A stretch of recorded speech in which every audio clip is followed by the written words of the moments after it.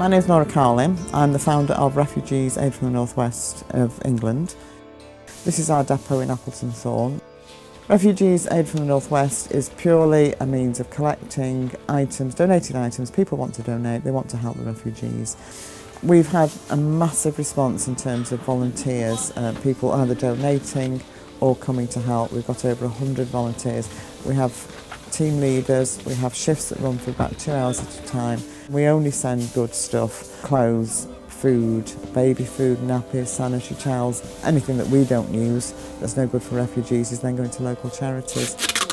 We've sent out 2 containers to Syria and a container load of aid over to Samos in Greece in November. Let's get you a pen.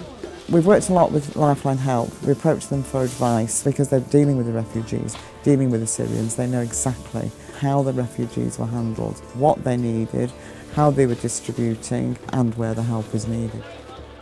Lifeline Help shared the costs with us and Yashar came over and actually loaded it for us because that was completely outside our experience as well. So it's been invaluable. I went with Lifeline Help through Refugees Aid from the North West over to Samos in Greece. It did give me the opportunity to see what was actually going on, how the refugees were handled, to see if what we were doing at this end, the way we were packing and sorting, was being effective at the other end.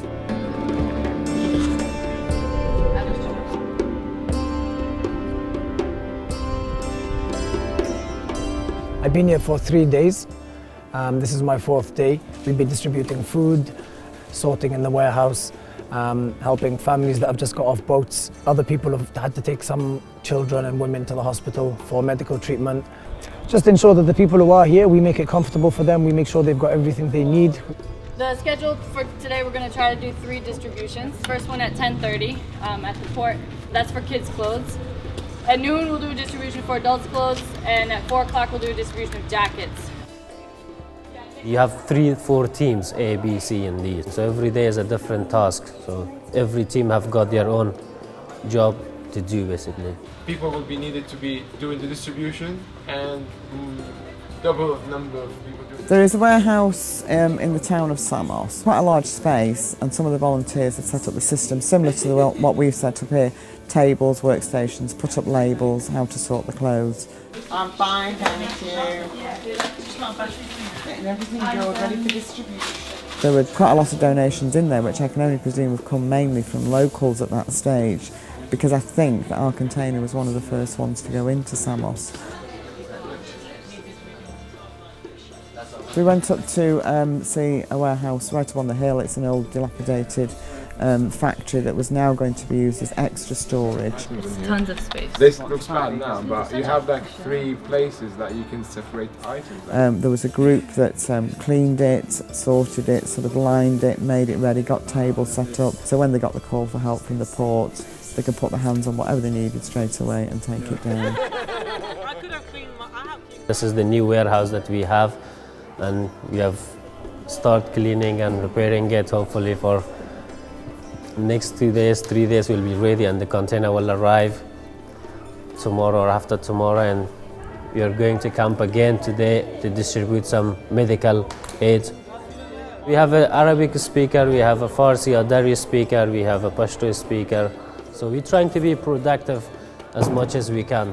There is so much ready to go. Okay. I think you're good on that thing. Okay. At the port, there was just one double porter cabin, which was used to store clothing, and the other half for food. So very limited resources actually at the port. When the people come from Turkey in their boats, the Greek authorities rescue them, they bring them in and they bring them directly to the port. In the port, there is an emergency room set up where we take them in, and the first thing before they do their interviews or before their fingerprints are taken, we give them new clothing, and then after that they have to have an interview with the Greek police. The other day we had 97, yesterday there was 21 soaking. Their boats flipped on the way over from Turkey, so we had to clothe them. The rain, obviously, the weather is getting cold day by day, and they don't have enough strong tents to protect them from the rain, and jumpers, shoes especially, they are in a desperate need at the moment. So. On the Greek island of Samos, they have 2 camps. The port, which all of the Syrians are kept in, And this one behind me, where all of the Iranians, the Afghanis, Pakistanis, Moroccans, all of the nationalities, they're all kept here. Both camps are quite similar, but this one is generally overcrowded. This was originally an immigration detention center, which is only capable of holding 250 people. Up until yesterday, there's 1,500 people in this camp. The camp in the port, the same. The other day, there was about 700-800, but now 3 ships have gone out to Athens and a lot have had their paperwork, so now the camps have kind of calmed down a little bit. But they're dirty, there's sewage,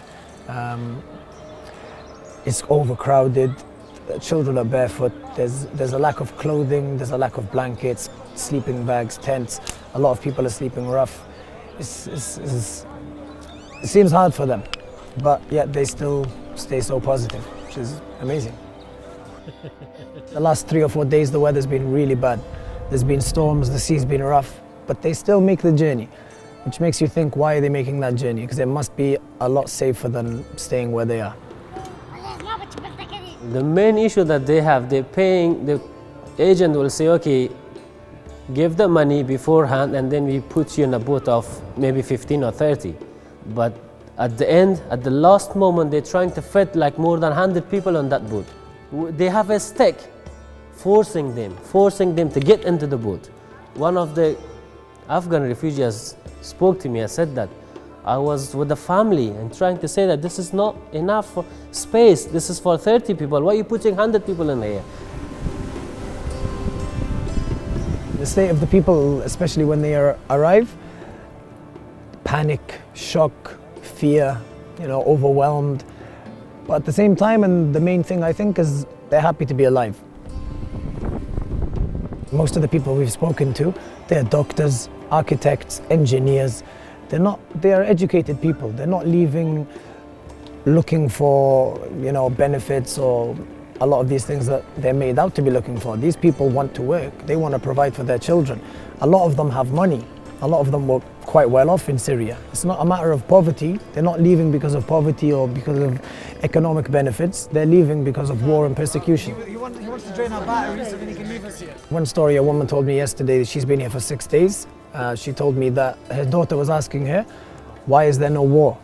They've been so used to the war and the bombing and everything that now they're shocked that there's no bombs going off.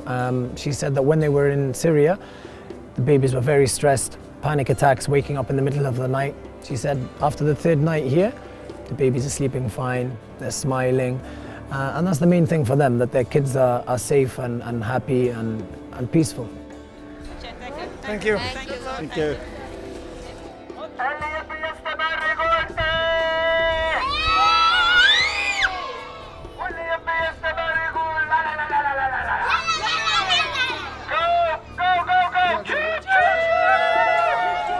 The main number of questions from the people who are already settled in the camps are, what do we do?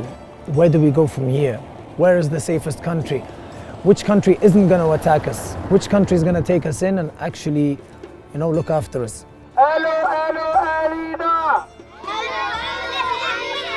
We're trying to prepare them mentally and physically with the materials they need to get through the winter and just for them to know what they should expect. It's different watching it on the television, but when you stood in front of them, when you're talking to them, when you see the children playing, you just realise these are just normal people like us. This could happen to anybody. Most of them are fleeing persecution, they're fleeing bombing indiscriminately, villages, marketplaces, schools. So that's what they're running away from. They just want to be able to provide a strong and secure future for their children, for their families, for themselves. We would all do the same if we were placed in that situation.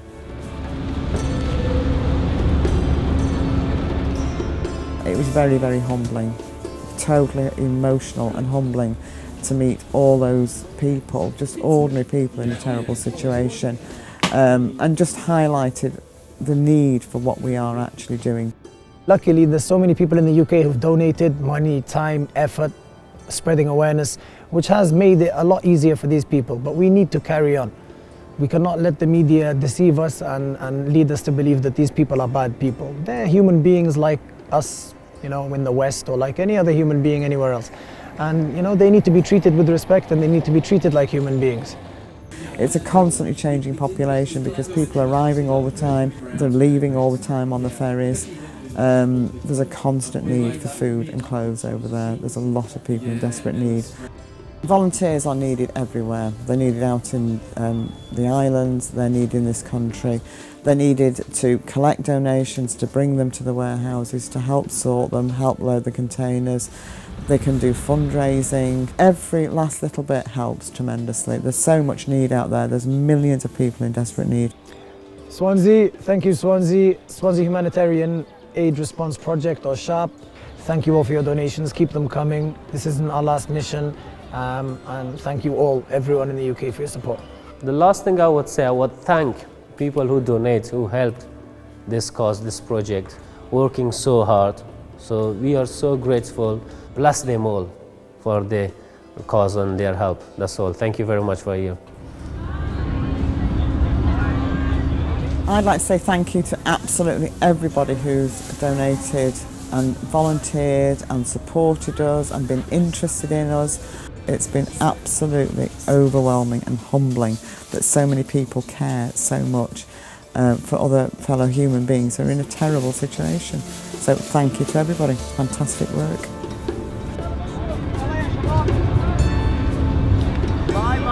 Bye-bye. Good luck. Bye. Good luck. Bye-bye. Bye-bye. Take care. See you, bye-bye.